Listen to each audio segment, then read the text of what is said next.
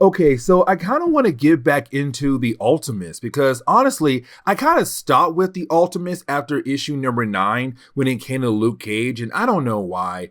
Something about the origin of Luke Cage really did bother me a lot. It kind of felt a tad bit lazy, but that's just me. But then I picked up issue number 10, and I'm like, man, the Red Skull and the way they're going with this storyline is pretty interesting. And I'm kind of hoping to see the Red Skull reappear in more books down the road when it comes to the Ultimates. Now, as we get into the opening pages of the storyline, we do pick up with the Ultimates. Now remember, this does take place after you had the Hulk being able to really take down the entire team in a matter of seconds in an earlier storyline. But with Iron Lad kind of being on the sideline, you do have our heroes still trying their best to go out on different missions as a way to help out the world. Now, we do pick up with the Human Torch joining the team. Now, the Human Torch is not Johnny Storm. This is the android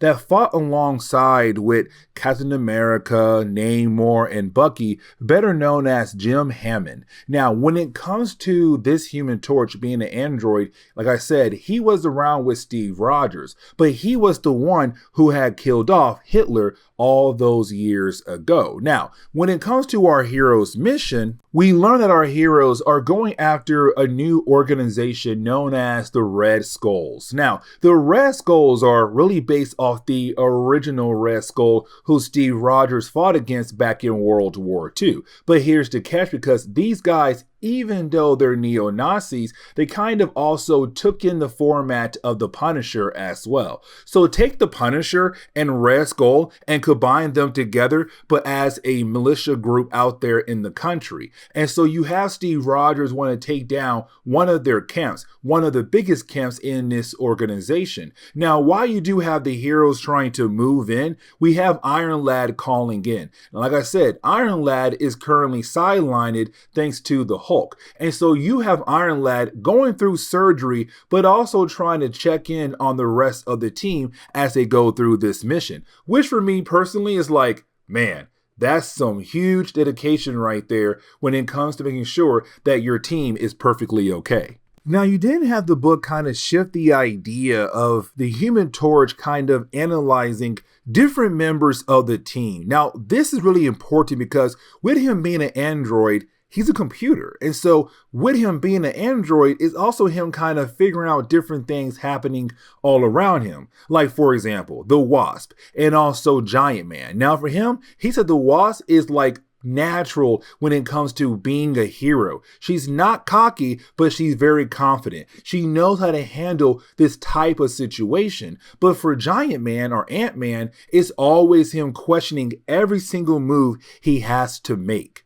Now for Hawkeye, I kind of found it a tad bit funny because really the Human Torch does not give us much information about Hawkeye. He's just like, yeah, that's Hawkeye. He's great with his skills, great at being an archer. He knows for sure how to hit his targets at the right time. And really, the same kind of goes for Steve Rogers as well, because for the Human Torch, somebody he fought alongside with for many years, he does not have much to say for Steve Rogers. But at the same time, he still says enough about Steve Rogers. How Steve is somebody who does not argue at all. As a matter of fact, he lets his actions speak for him. And that's really it. Now, for the Human Torch, he kind of loves the idea of being part of a team again, but also being with his team to fight against Nazis all over again. But either way, you do have our heroes being able to get inside the main building that belongs to the Red Skulls. But once you do have our heroes get inside the main base of the Red Skulls, they kind of find out that unfortunately Namor is dead in this reality. And for me personally, I was kind of hoping that Namor would play some kind of role in this storyline in the Ultimate Marvel Universe, because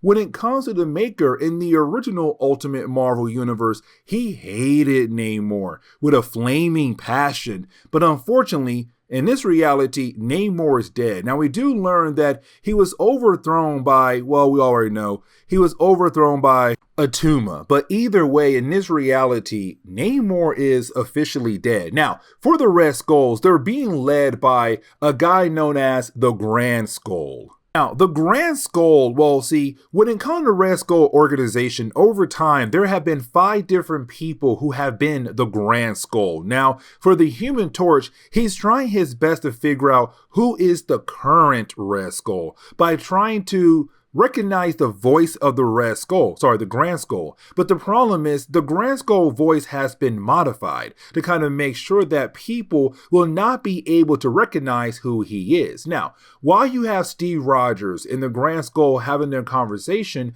about the idea of the Ultimates and the Red Skulls kind of being alike because they're both fighting against the government, you also have the Grand Skull introduce another character in this reality who unfortunately is killed off like in a matter of seconds. And that would be John Walker. Now, we already know who John Walker is because in the old main Marvel universe, John Walker is better known as the US agent. But in this reality, remember, the maker made sure that certain people did not become the characters they were supposed to be. And so for Iron Lad, he was kind of like, no, let me go ahead and go out of my way to leave different boxes behind for different people that were supposed to become heroes, like Peter Parker. Now, he left a box behind for John Walker, but here comes the big problem. John Walker from the box that had a super soldier serum inside of it, he took it, but still joined the Red Skulls. Now, you do have the Human Torch go ahead and take him out by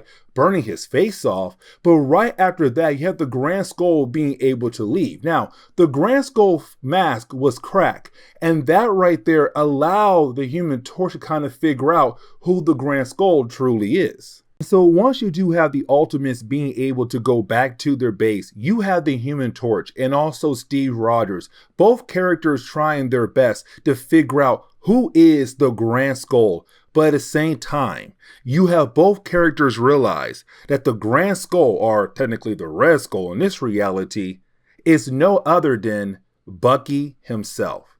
And this is where we're going to end today's comic book video. So please leave me a like down below and subscribe. But guys, see y'all next time. Later.